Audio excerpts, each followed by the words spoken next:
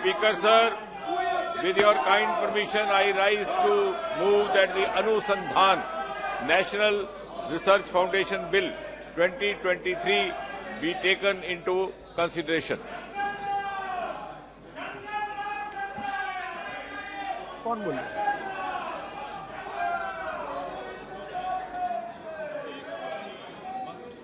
है और जो माननीय सदस्य आज हाउस में जिन्होंने अनुपस्थित रहने का निर्णय किया है, मुझे विश्वास है एक दिन वो इस बात पर पछताएंगे कि ये बिल 75 बरस के बाद पहली बार इस सदन में लाया जा रहा है और मुझे नहीं लगता कि अगले 75 बरस भी इस तरह का बिल आएगा.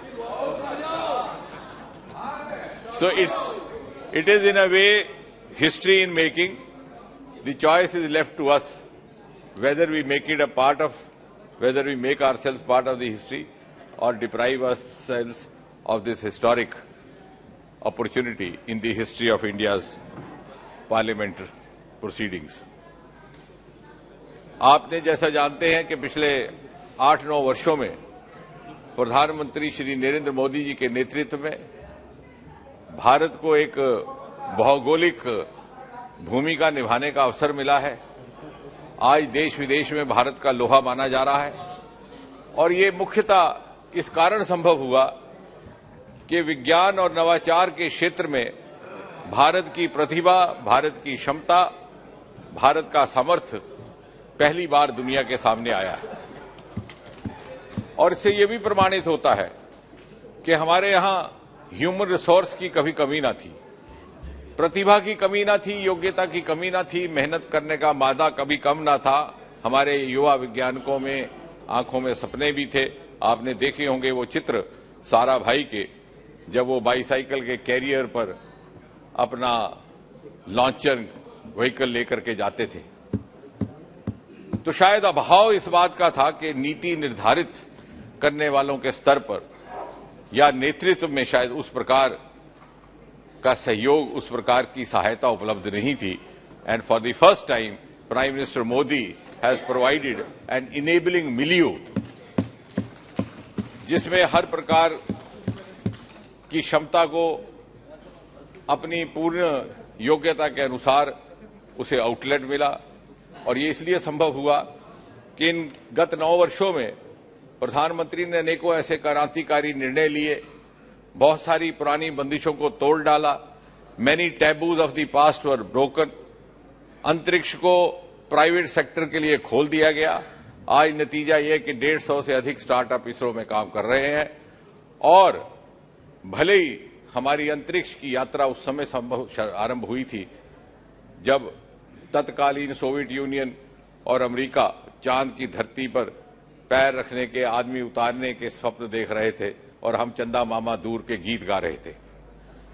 लेकिन आज वो स्थिति है कि भले ही अमेरिका का एक मानव सन 1969 में, जिसका नाम नील आर्मस्ट्रांग था, चांद की धरती पर उतर करके आया, लेकिन आगे पीछे अपने आजू बाजू पानी अथवा जल की उपस्थिति ना देख सका.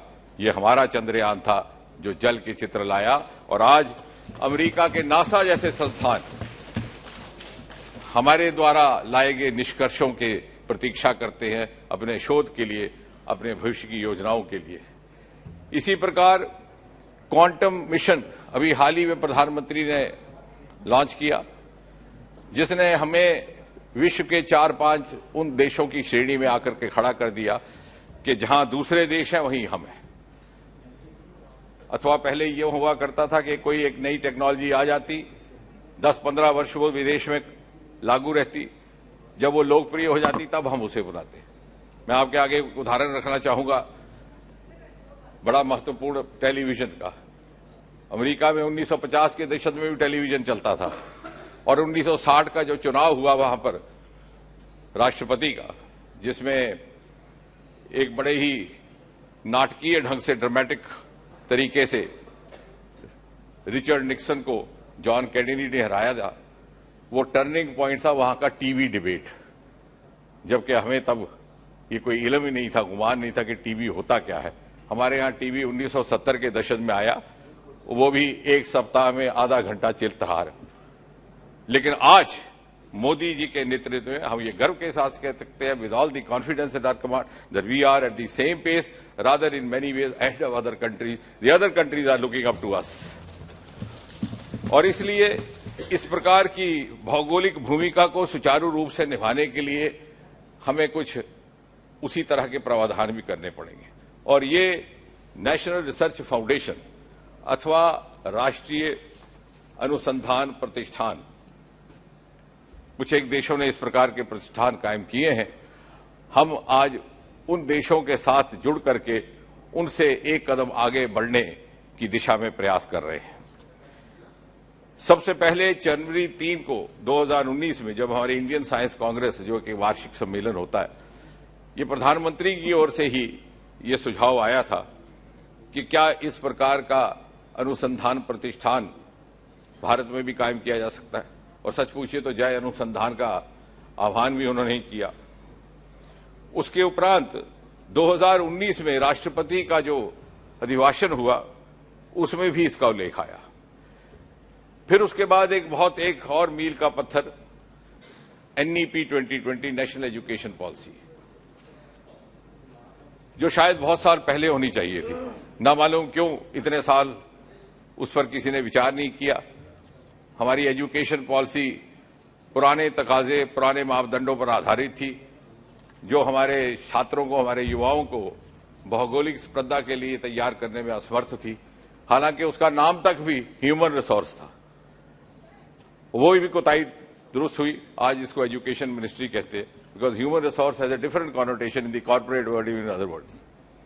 वहां से लेकर के आज तक उसमें एग्जिट एंट्री का प्रावधान है. आप अपने विषय चुन सकते हैं, आप विषय बदल सकते हैं, आप अपनी प्रतिभा, अपने स्किल, अपने एप्टीट्यूड के अनुकूल अपना रास्ता तय कर सकते हैं. और उसी को जोड़ते हुए उस प्रतिभा को, उस क्षमता को पूरा अवसर मिले, यह और ज्यादा अनिवार्य हो जाता है कि इस प्रकार की नेशनल रिसर्च फाउंडेशन का गठन किया जाए.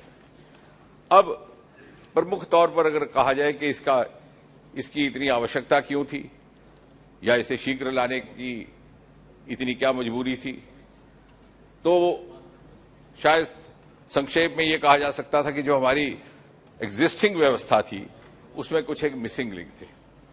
हमारे उदाहरण के तौर पर फंडिंग में हमारे अधिकतर अनुसंधान के केंद्र और विभाग विश्वविद्यालयों में है, लेकिन ये फैले हुए हैं साइंस इंस्टीट्यूट्स में भी, IITs में भी, दूसरे संस्थानों में भी. और जो हमारे फंडिंग के स्रोत थे, जैसे हमारे यहां एक बोर्ड है, science and engineering research board, वो स्पर्धा के आधार पर ग्रांट देता था. और स्पर्धा के आधार पर IITs जैसे संस्थान लगभग 65% ग्रांट के हकदार हो जाते और मात्र 11% राज्यों के विश्वविद्यालयों को उपलब्ध रहती. इंट्रोडक्शन के समय किसी ने कहा था कि ये कोऑपरेटिव फेडरलिज्म के खिलाफ है बिल, बल्कि मैं ये कहूंगा कि हम राज्यों का सशक्तिकरण कर रहे हैं. उनके विश्वविद्यालयों में जो वो साधन प्रोवाइड नहीं कर पा रहे थे, इसके माध्यम से वो किए जाएंगे. और इसलिए ये कल्पना ही कि एक हाई लेवल थिंक टैंक बनाया जाए जो कोऑर्डिनेशन करे for the long term and the short term research, जो सीडिंग करे, जो फैसिलिटेट करे जहां अच्छा अनुसंधान हो रहा है, और जो वैज्ञानिक ढंग से स्वयं भी शोध करे कि किस प्रकार के विषयों पर हमें नवाचार करना है, हमें शोध करना है, और किस तरह की कोलैबोरेशन हमारी राष्ट्रीय और अंतर्राष्ट्रीय स्तर पर रहे, ताकि हमारी भौगोलिक भूमिका दिन प्रतिदिन बढ़ती जाए. और साथ ही साथ ट्रांसलेशनल रिसर्च, यानी वो अनुसंधान जो मात्र प्रयोगशाला तक सीमित रहे और समाज के किसी कार्य ना आए, उसका कोई अर्थ नहीं. किस प्रकार उसका ट्रांसलेशन करके, उसको अनुवादित करके समाज हित में लाया जाए, चाहे वो विकास के कार्य हों, चाहे वो अर्थव्यवस्था को सुदृढ़ करने के कार्य हों, चाहे वो समाज सुधार के हों.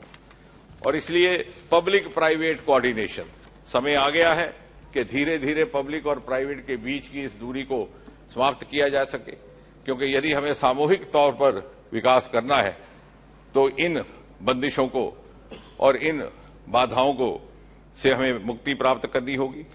ये संस्था इस बात का भी ध्यान रखेगी कि किस प्रकार इंडस्ट्री को जोड़ा जा सके, so that we have a healthy synergism between research, academia, industry, startups and entrepreneurship. और साथ ही साथ जो फंडिंग होगी, जैसे पहले मैंने अभी कुछ क्षण पहले कहा कि उसका कोई बहुत ज्यादा व्यवस्थित प्रक्रिया नहीं थी, कई बार वो आउटकम्स उसके उतने नहीं रहते जिसकी अपेक्षा थी, तो इस संस्था के पास एक्सपेंडिचर को एनालाइज करने का भी प्रावधान रहेगा कि कितना देना कितना नहीं, और साथ ही साथ उसका समय समय पर सर्वे भी रहेगा। लंबी बात अभी नहीं करते, इसके बाद जब हम उत्तर देंगे तो कुछ अगर आवश्यक रहा, लेकिन ये मुख्य तौर पर इसके प्रशासनिक प्रावधान में दो संस्थाएं रहेंगी। एक गवर्निंग बॉडी जिसके अध्यक्ष प्रेसिडेंट एक्स ऑफिशियो तौर पर प्रधानमंत्री रहेंगे, उसके सदस्यों में शिक्षा मंत्री, विज्ञान मंत्री और प्रिंसिपल साइंटिफिक एडवाइजर। इसी प्रकार उनके पास ये भी प्रावधान रहेगा कि कुछ वो नॉमिनेट मेंबर्स करें, क्योंकि जैसा मैंने कहा कि इंडस्ट्री को बहुत ज्यादा इसमें भूमिका देने का प्रयास है।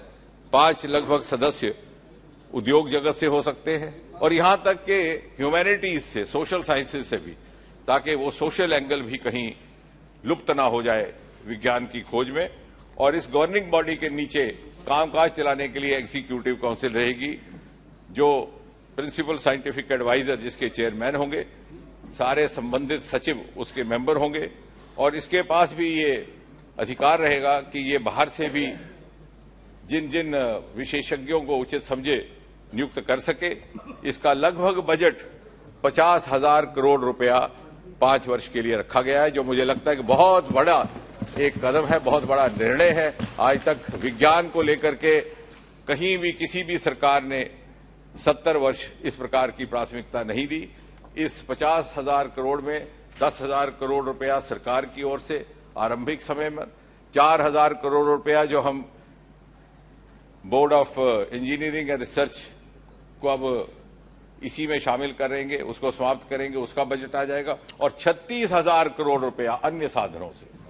ये एक बहुत महत्वपूर्ण कदम है, huge step towards involving private sector. ये 36,000 करोड़ रुपया प्राइवेट इंडस्ट्री से भी आ सकता है, फिलांथ्रोपिस्ट से भी आ सकता है, और देश विदेश से सहयोग करना चाहेंगे ये भी आ सकता है, ताकि उनको अपनी इन्वॉल्वमेंट भी महसूस हो, इससे मुनाफा भी कमाए और अपनी अर्थव्यवस्था को मजबूत करते हुए देश की सामूहिक अर्थव्यवस्था में भी विज्ञान और नवाचार के माध्यम से योगदान करे। मुझे लगता है इस बिल में बहुत ज्यादा कोई बहस की आवश्यकता नहीं, समझने की आवश्यकता थी। अगर माननीय सदस्य यहां रहते तो शायद और ज्यादा अच्छा होता, हम भी उनसे कुछ सुझाव लेते। इसी प्रार्थना के साथ मैं ये निवेदन करूंगा कि इस बिल को सर्वसम्मति से पारित किया जाए।